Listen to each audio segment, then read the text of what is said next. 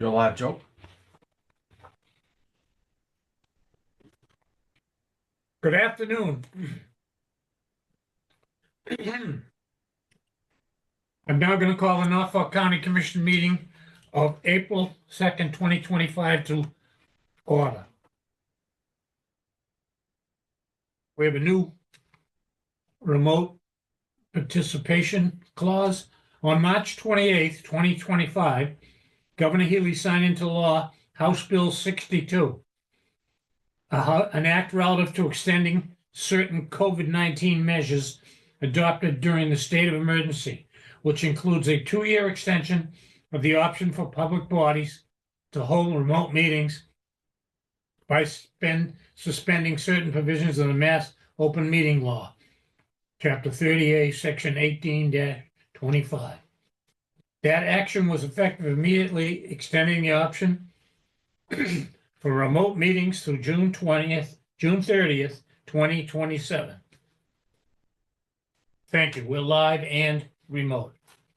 I'm going to ask you to join me in saluting the flag. I pledge allegiance To the flag of the United States of America and to the republic for which it stands, one nation, under God, indivisible, with liberty and justice for all. Thank you.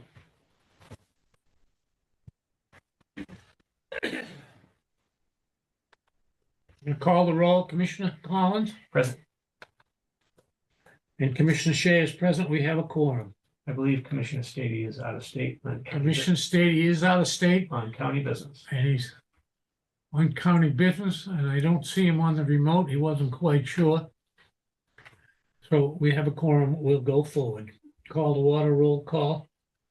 Number 3, we have no executive session today. Number 4, minutes of the March 19th and the March 12th meeting for approval. I would suggest we hold these for next week, so Commissioner Stady may comment on them. Motion to hold the minutes of March 19th and March 12th for approval till Commissioner Stady returns. All in favor? Aye. Aye. Number 5, appointments, we have none. Number 6, public comment. Each week at our meeting, we have a section for public comment. We're at that time, either you can come in person, or if you're on the remote, you can let us know and have public comment. So if there's anyone out in the remote Zoom land, as I call it, that has any public comment, now is the time to express it.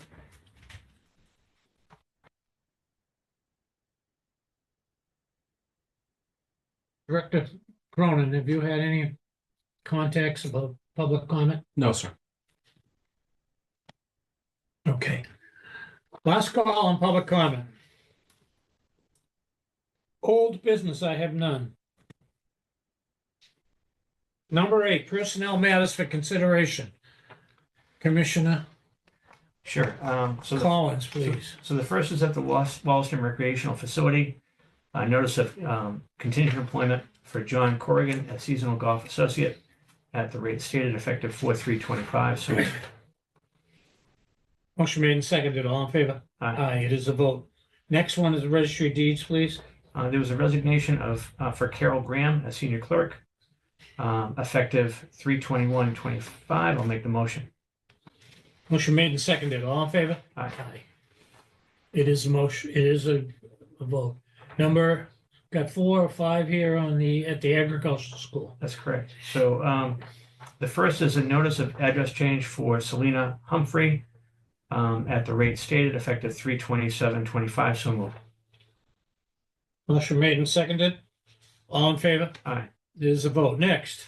The next is notice of contingent employment. Actually, hold on a second. Yeah, the notice for the next two is as contingent employment for 2 student laborers. The first is Isabel Rose Fitzpatrick and Mary Tessa Masnick at the rate stated, effective 4/3/25. So moved. Motion made and seconded. All in favor? Aye.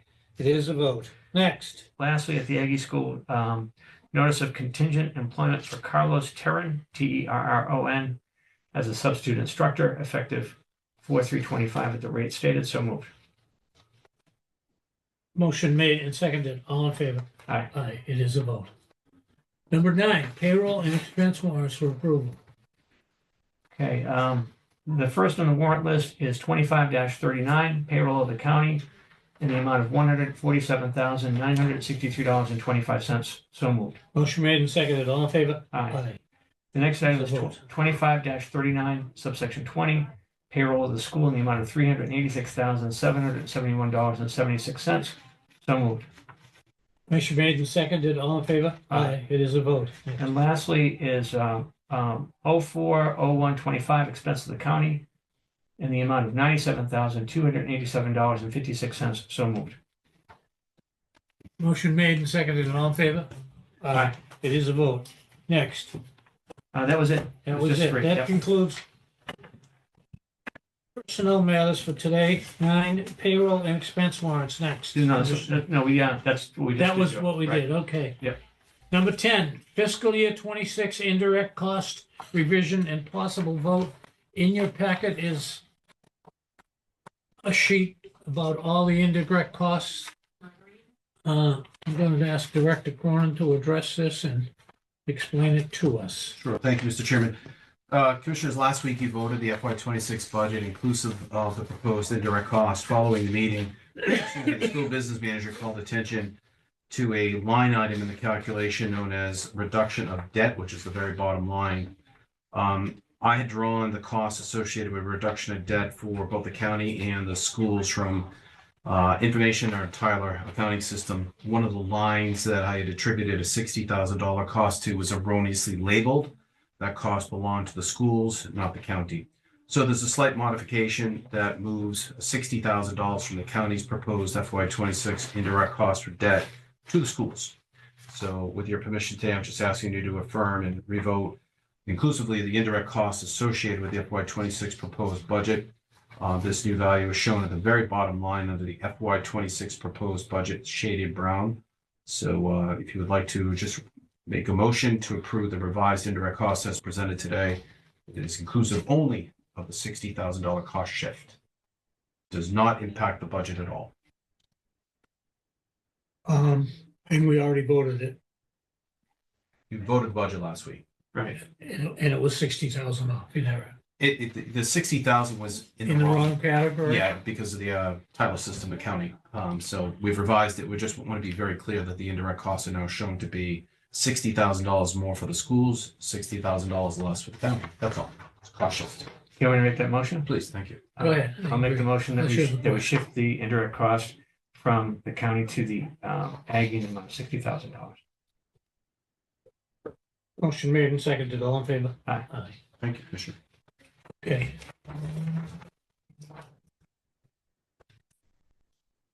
Number 11, fiscal year 25 supplemental budget request for registered deeds, Bill O'Donnell. Register, why don't you come right up in the seat there, be comfortable. We're looking at Thank you, Mr. Chairman. 2 letters, the most recent dated March 31st, 2025. It's in your packet, Commissioner. Good afternoon. Good afternoon. Good. I'm glad you referenced the letters. There was one from February 19th I have that. and we then have the that one also. from March 31st. Why is the February 9th heavier? February 19th? Because 19th, I'm sorry. there's more, All right, there's okay. more options for you to consider. Well, I looked at the 19th. I didn't Yeah. read, look at this. Well, I'm just trying to be succinct. Actually, this dates back to December, so there's probably no need to really delve into the details other than the fact that in February, we renewed what we had put before you in December. The renewed supplemental was for $120,000 and for fiscal 25. In December, you approved a supplemental request. Unfortunately, it didn't get full county approval. So now 4 months later, there's even more compelling need because we need access to funding to get the registry through June 30th, 2025. There are subgroups in group 2 and group 3 that have 0 and next to 0 in the line items. Yesterday's letter did point out that the county mandate, which to the registry for this fiscal year is $3,082,640.82. That needs to be spent, and any increases in supplemental monies for the registry in groups 2 and 3, as we're requesting, will not lead to spending over that registry county mandate of $3,082,640.82. So with that, we're in dire straits. We have to get we have to just get through June, and that's what this does. Okay.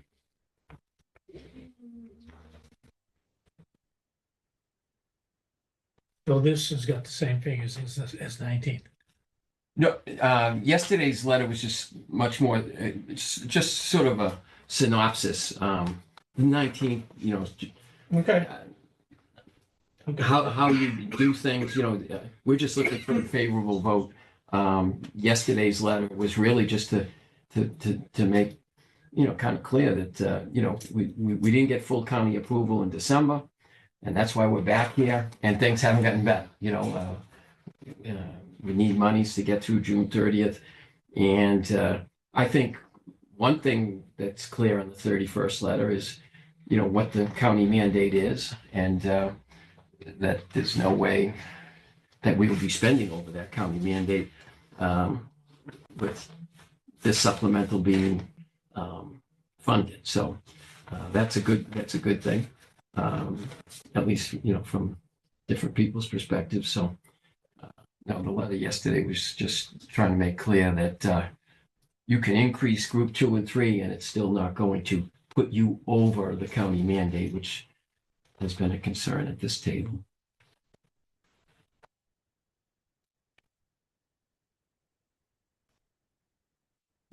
So it's back to the 64D question.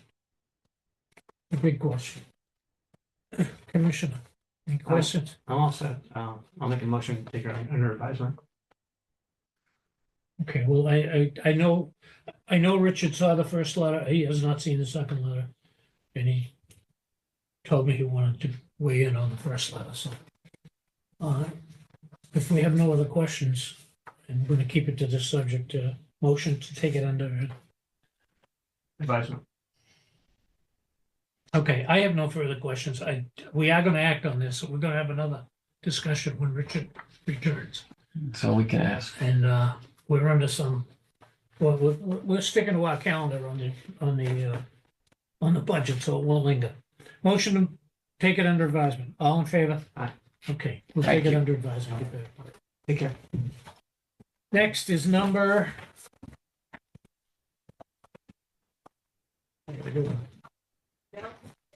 I'm sorry, I got it right here.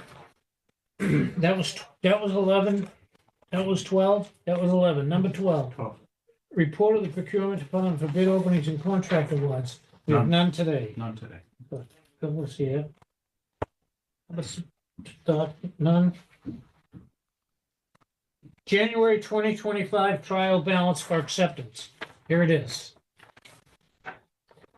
This is dated 1/31/25. And the bottom line is this the bottom line over here, or is it over here? I use that number. You use this number here. 11,643,286.91. You can actually just make a vote to accept the trial balance as presented. You don't have to refer to it. Okay, I'll do that. I'll make the motion to accept the trial balance as presented. seconded. All in favor? Aye. Okay, that's January trial balance.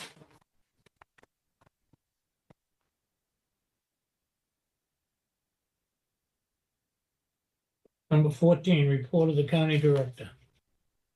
Thank you, Mr. Chairman. Just a few brief notes for those that are required to file a statement of financial interest. You should be receiving an email from the State Ethics Commission that your current, calendar year 2024 report with the State Ethics Commission will be due on before May 1st, 2025 by 5 p.m. So it's just a general announcement. Check your emails, and if you haven't received any information but have previously filed, contact our Human Resources Department with any questions. I just want to acknowledge again, there's a major trial coming in through Dedham Superior Court, and as previously discussed, we expect larger crowds, potential jurors arriving in larger numbers than expected. I understand yesterday parking was difficult at the registry. We're working to try to accommodate larger areas for staff to park without worrying about those new visitors. So please bear with us as we get through the next couple of weeks during this early phase of that trial. And my last announcement is just to alert people that 2 weeks from today, the county will have its advisory board meeting on April 16th, the Norfolk County Agricultural High School. The agenda will start at 5 p.m. with the Finance Committee meeting, followed at 6 p.m. with the advisory board meeting. Thank you, Mr. Chairman. Any questions of the county director? No, nice job. Okay, moving right along.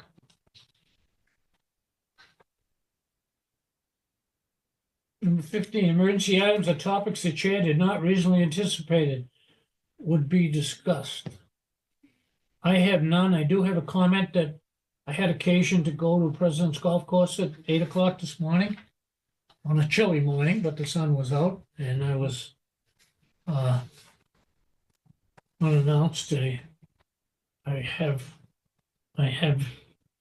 after leaving there, pretty good thoughts. I spoke to Carl, I spoke to